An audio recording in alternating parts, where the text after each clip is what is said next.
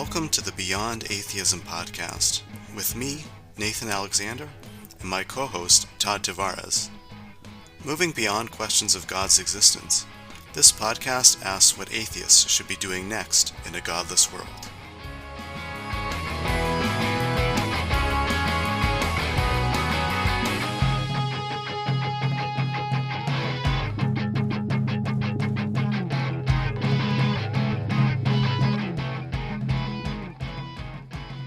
Hello everyone, this is Nathan here with my co-host Todd Tavares. Hello.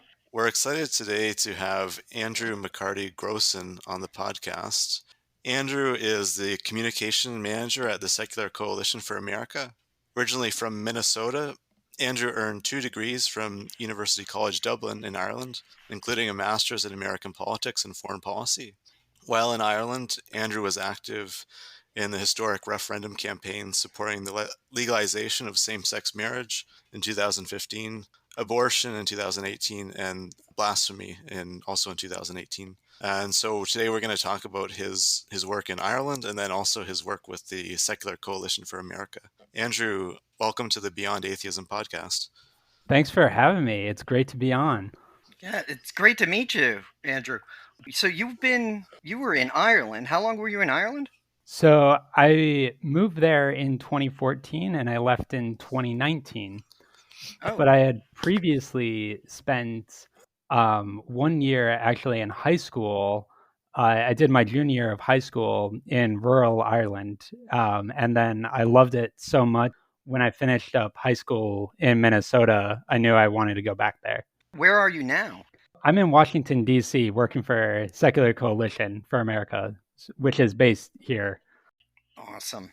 How long? So, and you've been back there for 1 year? That must have been. If you were there were you there during the Capitol riots in January? Oh yeah. So my girlfriend and I live about a half mile away from the Capitol building. So it was pretty surreal to know that was going on just down the street from us. We heard the helicopters going. It was not fun to be that close to the insurrection. Yeah, and there's always stuff going on in DC. But was there a big police presence before then, or that day, or because Trump was having rallies around town, wasn't he? Yeah, and there's some police presence, but it wasn't until afterwards where the National Guard erected big fences and barbed wire. That's right. Which is pretty unfortunate for a lot of residents of DC because this is our home. Like, it's very casual to go on the National Mall and have picnics, especially in pandemic times. This is how we see our friends. Right. Is all the barricades and things like those are still all up?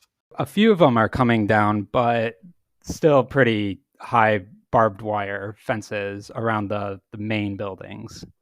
Mm-hmm. Yeah, I see.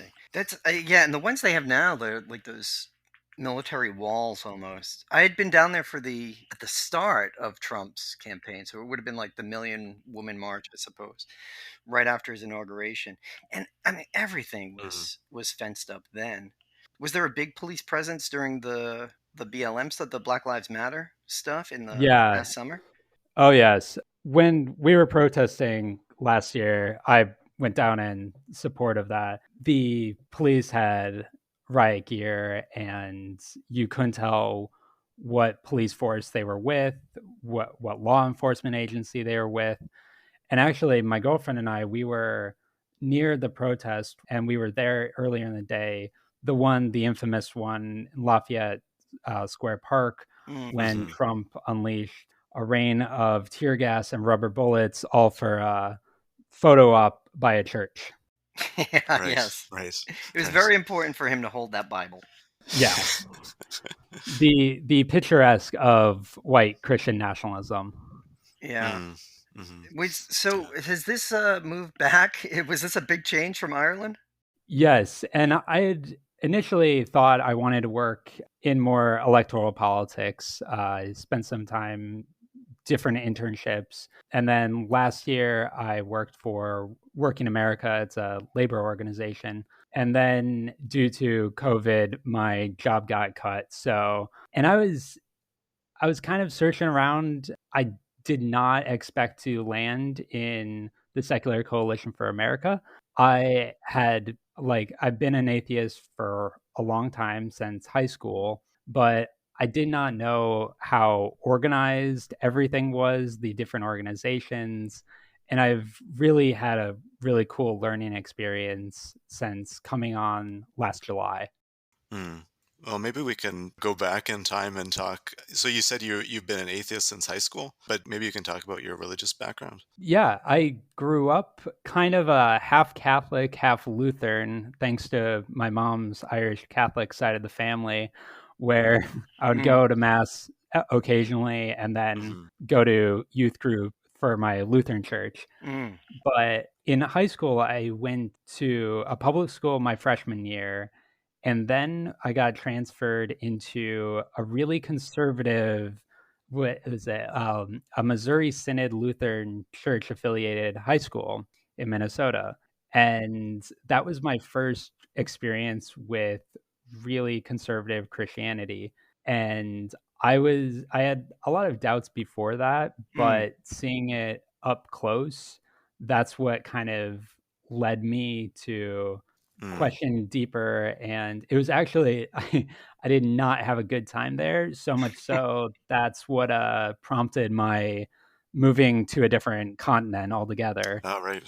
Right. Yeah. And that happened. So that was, you have like a spiritual awakening or unawakening Yeah. and make the move to Ireland. What was it? How did your atheism match up there? Because Ireland's had a major transformation in the past years, economically, socially, and religion's been a huge change there. Do you remember the religious atmosphere the first time you were there in rural Ireland? Yeah. So I was living with a host family and I was going to go to the local public school. And one of the first days I got there, I was walking past the entrance hall and there's this grotto for the Virgin Mary. And then walking down the hall, I see a portrait of Jesus and the Sacred Heart, and really throwing me off, thinking that I moved across an ocean to get away from religious education, Right. Yes. and learning more about what Ireland went through over in the past few decades, really showing that it's changed a lot. So even these are kind of like the relics of the relics, Mm, that Ireland's secularization is what at this point in 2012 really growing a lot of distrust towards the Catholic Church, mm, and people are really agitated for real change, which would come in a few years with the first referendum I was involved with, which was the campaign to legalize same-sex marriage. ooh, Hmm. Just to sort of get the timeline. So you were in Ireland, sort of. That was in high school for a time, and then Yeah. you returned to the U.S. and then went back to Ireland for your undergrad. Yes. I see. It's Okay. not normal. I totally No, understand. no, no. I mean, no. I think it. I mean, no, it makes sense. Okay, so having established that, so okay, so then you got involved in sort of secular activism when you were living there. So do you want to talk about the campaign to legalize same-sex marriage? Yeah, I got involved through my student union, UCD student union, and it was really fun to be a part of another country's social revolution, mm, Hmm. and Hmm. to be not just a witness but a participant in a limited form. There was kind of a mutual understanding between me and my classmates that I wouldn't be on the doors knocking, Right, that yeah. right. it doesn't look good to have Americans come over to try to influence elections. Hmm. Um, Hmm. and I'll talk about that later with the abortion referendum. But Mm, I had grown to really love Ireland and the people, and the Ireland that I experienced was not the Ireland that my grandparents thought of. It wasn't the Ireland Hmm. that a lot of Irish America thinks of. mm, It was one that was growing in diversity of ethnicity, of sexual orientation, of race. So Mm, it was a chance to really show the world that Ireland's changing and to express my love of this Ireland. And so what I would do is I would gather the door knocking materials or the protest materials in the back and kind of be the background for that mm. campaign at Hmm. in with the student union. Mm. And tell us more about the scale of this, in because this is we're not talking about something that's specifically, it's not atheist in nature. This is Mhm. social. It's about changing the laws. I guess in some ways it's about breaking the sort of the hold that Catholicism had over the Irish state. And you're doing this through your university, the University College Dublin Student Union. Tell us about the other connections, because this is a successful campaign, right? Mhm. Yeah, very successful. Hmm. Was it? Uh, Is it just? It's not just door knocking, is it? no, so a lot went into how to message the campaign, and these were a lot of people who cared about their religion, who Mm, were taught a very specific way of sexuality and gender. So a lot of it was messaging, whether it was online, on social media, or just having the conversations with your friends and family mm, about. And this was the time a lot of my friends came out to their parents as gay or Mm. trans or lesbian, and you had this real sense that Irish people wanted to express themselves as who they were and who they are.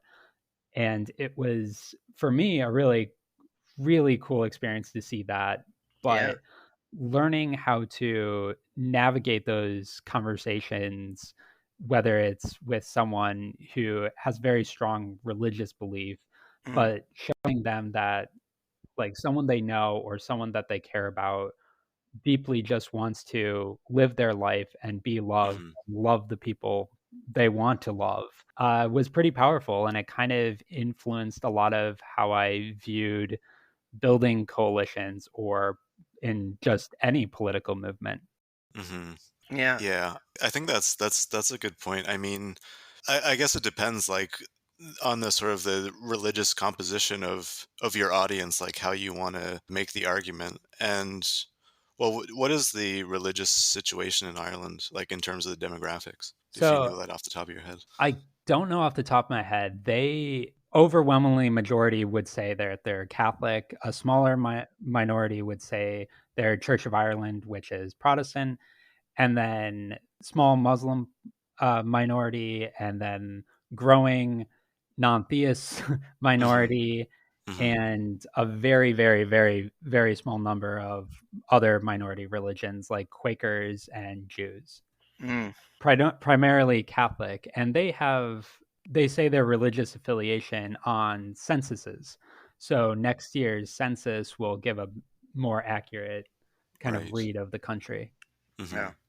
It's great because like the story that you're telling gives us a different perspective on what politics means, which is something that we on Beyond Atheism we haven't dug into yet. It's very much like the starting place. I think this happens just in general. The idea of politics is just it's government and it's policy and Hmm. it's who's in charge. But this really it shows that deep personal connection, right? It's about just talking to your parents, laying out that position, Yeah. making it very, very personal. And that I can see how that's super meaningful. Definitely a similar story to what we have in the U.S. With regards to same sex marriage. I remember I lived in Cambridge, Massachusetts when it became legal there, and the most vocal, the loudest supporters for gay marriage were these like middle-aged women who just would just Yeah. stand in on the steps of City Hall and be like, "I want my daughter to have a wedding," right? Like, Hmm. Mm. and they're militant about it, pretty literally. But that's something very different from abortion, which is a very religious issue, and blasphemy, which is a completely religious issue. How Hmm. did the organizing and the campaigns around that? How did that change? I mean, and just if you can tell us more about the blasphemy law, that's Yeah. kind of mind blowing that it existed. I'll go on the abortion one first because it precedes it, or it precedes it chronologically, and I think it kind of informs of the context of when the blasphemy law was repealed. With the abortion or legalizing abortion campaign, that was to repeal the Eighth Amendment of the Irish Constitution, which stated that the life of the unborn is has equal right to life as the mother, which on itself it is very murky. It's very confusing. A lot of even legal experts, medical experts never really knew how to implement that fairly because in a lot of cases there has to be a choice. There has to be a priority that's given. And this was the law of the land for 30 years, and every time that there was a case that kind of put that into question, further legislation was put into place that kind of addressed it, but not fully. And this took decades of hard work of a lot of Mm-hmm. brave women who advocated for this for years, when especially working class women had to go abroad, had to go Mm-hmm. to the UK, to Europe to receive healthcare Mm, because their government in Ireland would not see them as non-criminals. mm, So this campaign was in its long running, but when the campaign finally got on its feet, they took a lot of inspiration from the marriage equality campaign that was a few Mm-hmm. years prior mhm, about how to communicate values and what kind of society does Ireland want to be in. yeah, Is it the society that closes its doors to vulnerable people? mm, And it moved away from a rights-based kind of discussion of right to this or the more technicalities into a more values-driven campaign. And it wasn't as happy as the one few years prior because these were still very hard choices and very traumatic experiences people went through. But people started telling their stories, just like we were talking about with same sex marriage and marriage Mm-hmm. equality. People were telling them publicly, anonymously. And these were what I believe, and I think some researchers have found some data on that is what really swung the referendum in the yes side's favor was just average people, sisters, mothers, cousins, classmates talking about their experiences and their just trauma that they went through and that they don't want future generations of Irish women specifically to go through. And the interesting part on the intersection of religion and that was on that campaign, the Catholic Church really tried to take a step back and to not get involved because they wow, knew the kind of public opinion was no longer on their side. mm, They enjoyed decades of power and it finally turned against them. And even while the anti-abortion side tried to run a secularized anti-abortion campaign, it still didn't turn out in their favor. So you had a real rejection of Catholic power in Ireland. And as I mentioned earlier, there was actually American Catholic groups that sent students over, young people over, for this experience Ah, to get involved in the referendum. wow, right. And On the pro-abortion, or sorry, anti-abortion side.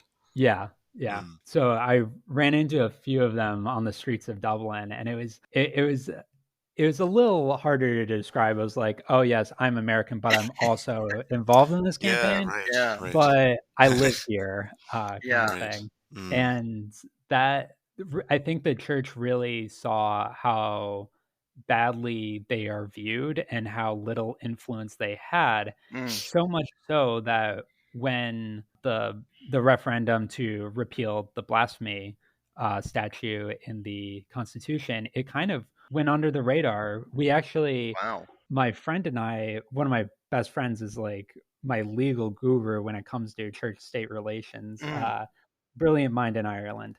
But he and I were actually having trouble engaging people to actually vote in this referendum because people just assumed that it would pass, mm, and Mm, it was not something that they considered very sexy, very just, or right. like that impact, because no one was getting punished for it any Really. longer. So mhm. it kind of, it was introduced, the referendum, and then it passed, and that was that. It's just, it seemed like a rubber stamp of Ireland's secular kind of movement over the Yeah. last 20 years.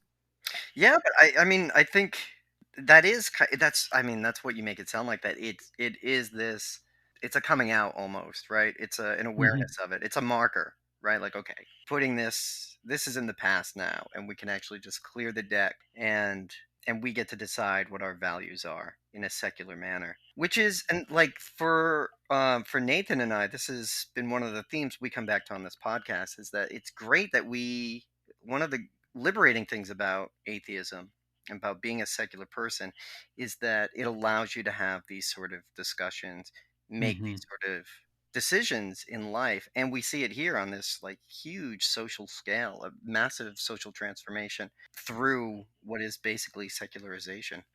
Yeah. Hmm. I sort of feel like the fact that these were all referendums kind of like it sort of makes them more, well, I mean, it makes them more, I guess, legitimate or absolute or something like that versus, being a Supreme Court decision or something Mm, like that. Yeah, I mean, definitely.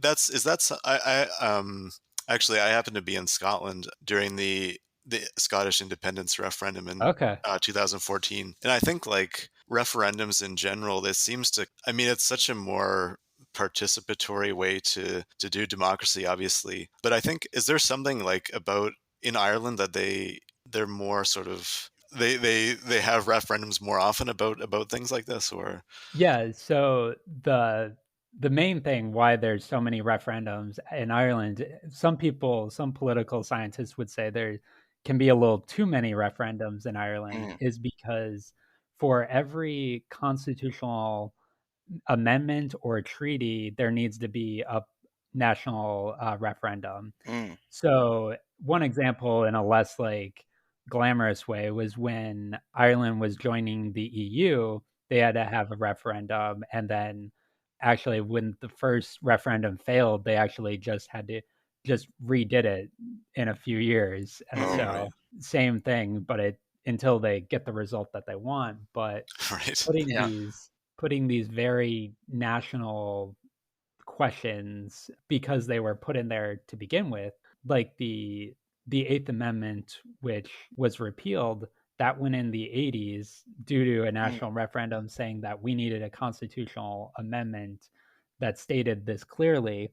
Otherwise, it could have gone the way that the US did with a Supreme Court decision, mm, hmm which a lot of people were kind of conflicted about that, because on one hand, while it makes it kind of legitimate to the just general public, it's a very scary thing to have your rights on the line of on a national referendum, mm, that mm, hmm um, a very majoritarian kind of rule on that might prohibit you from getting married to someone of the same sex or having healthcare. hmm yeah. Or, and the possibility that it be undone just as easily in the future. yeah, Exactly. Yeah. Yes. So it's a bit of a jump coming back to the US then, isn't it? Where it is mostly partly because it's tougher to get things done, and politicians don't want to take the blame for it. But here it seems to be more legalistic. Hmm. Has that been a change? Have you seen a change in the style of activism? hmm. Andrew, I'm not quite sure what I'm asking here. I will say, I think what I'm trying to get to is you have incredible success in Ireland. What is it that you were able to bring back for activism in the US? yeah, I'll go on like vastly different political systems, societal systems, where thankfully in Ireland, and in the lead up to the abortion referendum, the entire country talked about nothing else for months. Mm. Like, Yeah. and we were able to hash that out and, like, go through every single debate that one could have about abortion or legalizing it, the implications, because it was a small country and you could have those conversations just day in and day out, where America is so large and so diverse, and you're dealing with so many different media ecosystems too, that an issue is trying to fight, where seems like we're talking about 50 issues a day, and Hmm. especially when we had a president who tweeted about 50 issues Yeah. a day. But I would say something that could be learned from is actually that of having those hard discussions, and they're uncomfortable and in real life and not just online.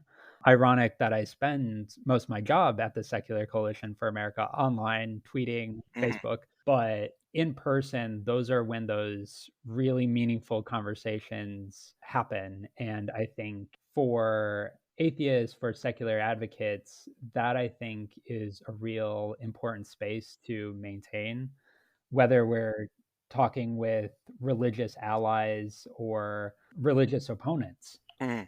Hmm. Right. So when you moved back from Ireland, so then you started your work with the Secular Coalition. Maybe you can just talk about how you actually got involved with that. Yeah, so I came back to the US in 2019. I did a few internships. I kind of wanted to be in democratic electoral politics, and then I just got hired at this last job for a labor organization in last February, and then COVID-19 happened and my job kind of went out the window.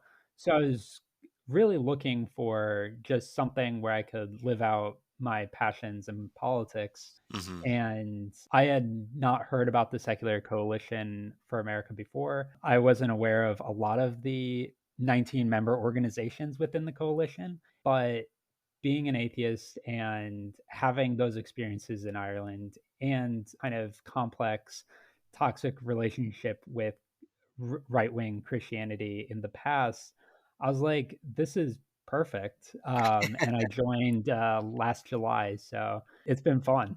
So, and what are the 19 groups? Do you have that So, mapped? You don't need to name. oh man. You don't need to name all of them. But so this is it's a coalition.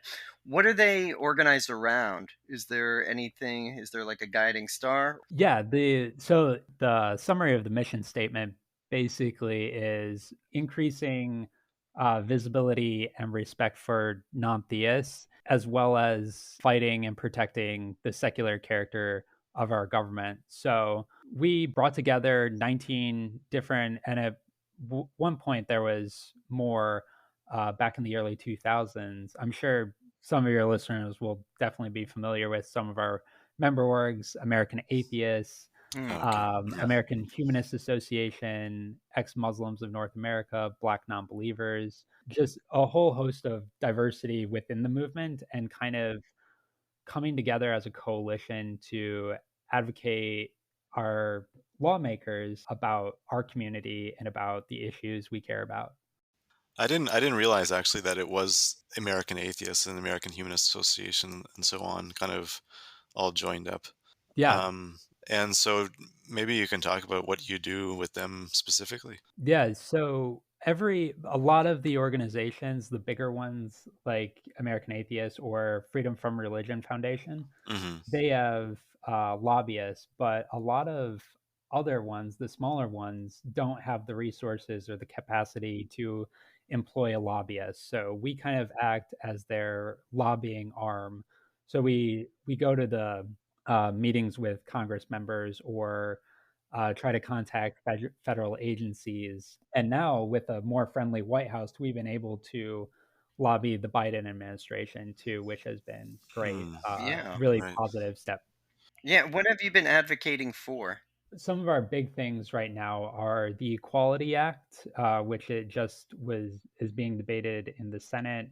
We have the Do No Harm Act, which similar to the Equality Act, about making sure that Religious Freedom Restoration Act is not RFRA is not used to discriminate against people, Mm, that it's not a license to discriminate. right. Some of our other priorities are the Scientific Integrity Act, promoting science over politics, making sure that what happened last year with Trump trying to get in the way with COVID public health information, that doesn't Mhm. happen. Right.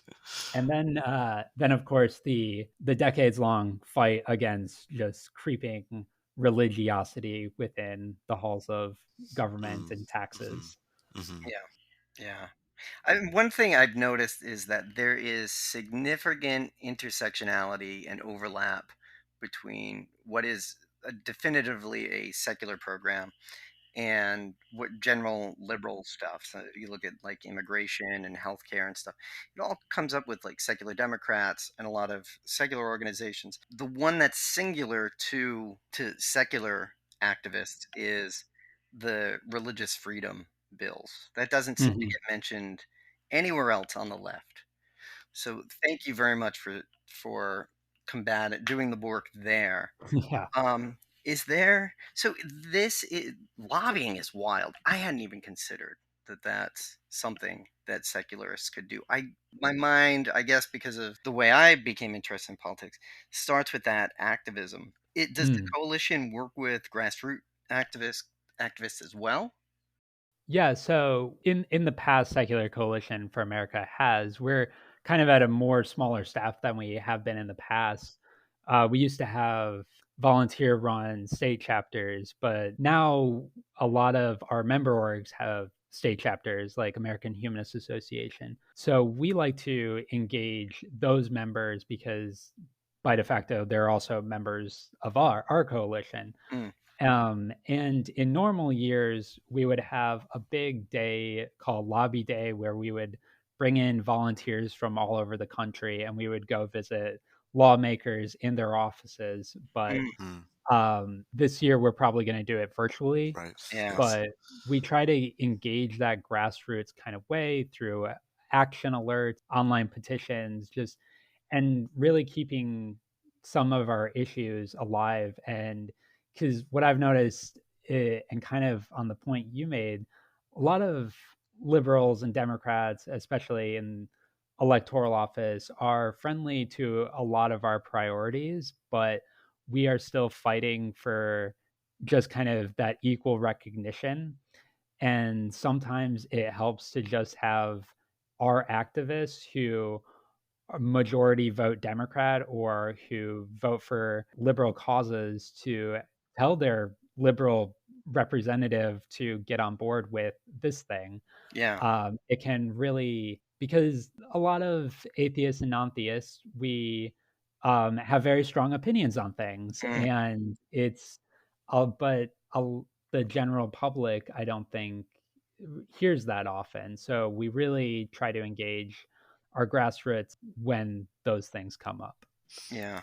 One thing I was going to ask is, with regard to the lobbying. So I guess you're talking with members of Congress, I suppose, and their staff. But I wonder, like, what is the reception like for sort of secular organizations? I mean, is it a warm reception, do you think, or? It's definitely gotten warmer, Mhm, Mhm, mhm, but especially since 2018, there's the Congressional Free Thought Caucus, mm, started by Representative Jamie Raskin and Jared Huffman. They have been really beneficial to as just kind of our foot in the door in Congress, but also giving a kind of legitimacy to our constituents mm, and our supporters to be like that state church separation really matters, and it shouldn't just matter to non-theists, but matters to mhm, mhm, everyone. mhm, And really engaging non-theists in that community or humanists. And you're seeing that by every month, I'm seeing greater warmth towards our community mm, when the Biden White House announced that they were going to revamp their Office of Faith-Based and Neighborhood yeah, Partnerships office. There was a lot of debate within the secular community about even the mhm, validity of that office and whether it should exist or not.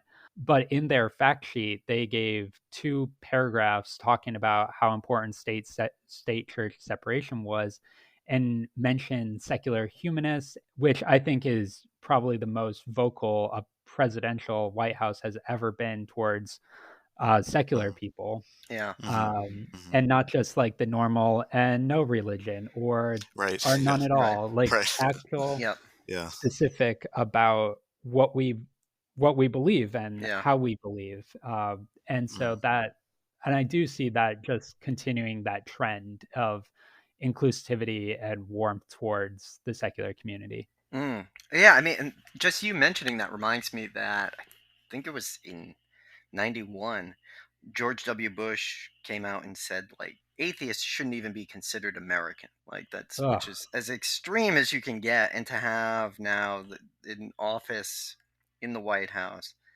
saying, yeah, this is part of America. This is we need to include these people in this office, in this outreach.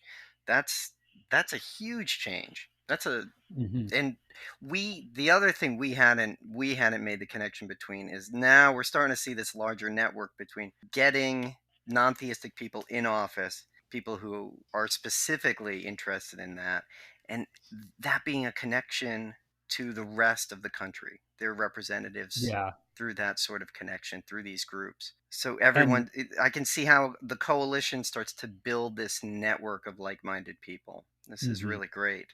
So, how do people, you mentioned the action alerts, the virtual lobby days, people who are interested in either just hearing from you guys or people who want to get involved and possibly get involved in the actions or work for you guys? What's the best resource, best way to get connected? Yeah, so you can go to our website at secular.org, or and on Twitter you can go to at secular.org, and that I will spell out secular DOTORG, Hmm. um, all together. But We'll and have links then below. okay, mhm, Yeah. awesome. mhm, And then there's a email sign up form which you can get so our stay up to date about our lobbying efforts. We do a bi-monthly called Heretic on the Hill, where our lobbyist writes about what's going on the advocacy side of things, and then follow the Twitter account, which is basically me. mhm. That's the best part, right? Yeah. Twitter is a great place to be when you're an atheist. I wouldn't know. It's worked out well for Nathan, I hear. I mean, yeah, you gotta get on Twitter. It's all Well, happening. It's all I happening there. mean, Yeah. that's where I found you guys, and that's how I found Nathan. So must be doing something right. Yeah. I guess so. Yeah. Maybe you could say specifically, like, if someone wants to get involved in, like, in activism in general. I mean, Mm. do you have thoughts about that? Like, just in general, like, how to be an activist, basically. Wow. That's a Yeah. I philosophical question. I like, and not to like diminish like how hard a lot of people work, but I do think kind of returning back to that idea of conversations with people in your network and in community, whether that's talking about the intersection of white Christian nationalism and anti Asian racism, Mm. or whether that's just talking about your own experience as a non-theist and about what certain issues matter, of like how do like the conversations that are going on in Washington, they're generally like we like to think that they're not going on around the country, that around the country people have saner conversations to have, but what they're saying is very reflective of a lot of the issues people live with. So Mm. I, as terms of like how to be an activist is just how to be an advocate for yourself and others. Hmm. I would say is just learn how to use your voice and practice using your voice in whatever way that is, whether it's on Twitter or it's you're standing on the side of the road with petitions, or you're door knocking for a campaign, or you're just having a chat with your parents. Mm. Right. Yeah. Right. But speaking of Twitter and Lobby Hmm. Day, Yeah. when you've been, you can tell us just who sucks. Who did you met there that just sucks?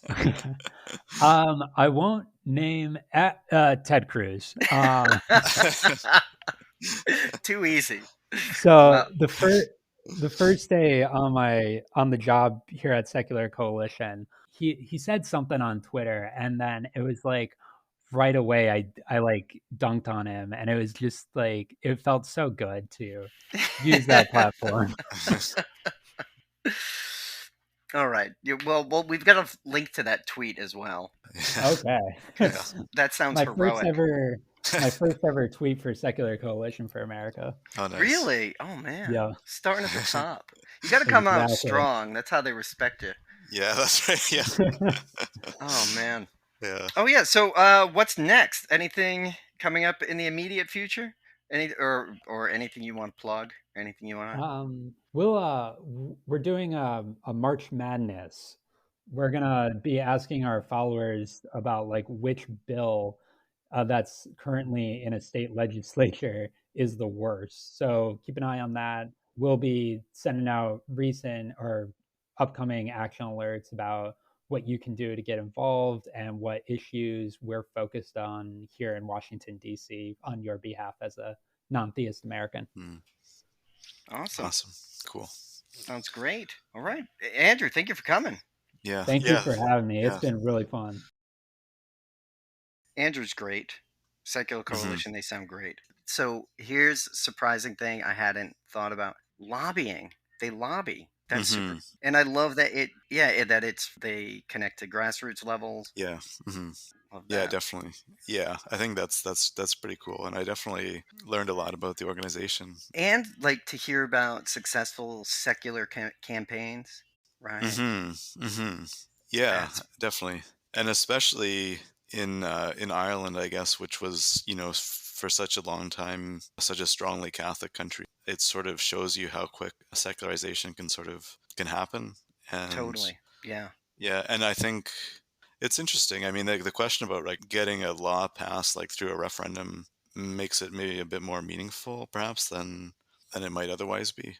Just and it involves the whole population, and then maybe it yeah. makes the question a bit more settled. Yeah, it certainly makes it more democratic. I mean, Yeah, the yeah, questions about political legitimacy are a little mm, weird, but your mm, point being that like makes it more democratic, it gets everyone involved, and to throw it back to something we had talked about a couple weeks ago, this idea like what atheism does for us, like it mm-hmm, allows us the freedom to decide for ourselves who we want to be, and that was mm-hmm, exactly how Andrew describe the discussion that Irish people were having as mm-hmm, they're mm-hmm, throwing off these religious laws, deciding to be the people that they want to be, and how they change it. It's empowering. It's mm-hmm, awesome, mm-hmm. Yeah, definitely. right? And a great Yeah, reminder that we can do it here. It starts with who you are, being yourself, being true to your mm, atheist self, mm-hmm, admitting it, talking to other people. mm-hmm. It all sounds so simple when Andrew describes it, doesn't it? Yeah, You yeah, just start talking to people, knock on yeah, some doors. There you go. And yeah, now, yeah, and now this religious domination is out of your life. yeah. But I Oh, think it's an interesting point though, just about doing politics, and it can just be as simple as talking with someone. I mean, when I was in Scotland, like for the referendum there, like the independence one, it did feel like, especially because everyone knew it was going to be really close. Like every yeah. conversation really did matter. Like every Mm, vote really did matter in that case. right. Yeah. Whereas obviously in many elections, or some elections anyway, like that's not the case, where like the outcome is sometimes predetermined, I suppose. Yeah. Yeah. And one, it's especially in the American context right now. A lot of political science research points out that most of the bills that are passed, Hmm. meaning like through legislation, people have zero say in it.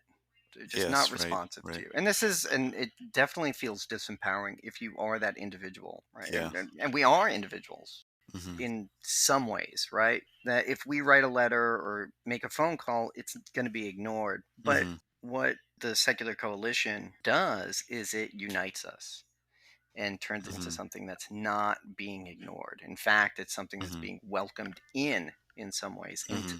into the halls of power. And Hmm. Hmm. I mean that's great to know about. It's a great resource, and it's something that everybody, each and every one of us as secular people, can become involved in.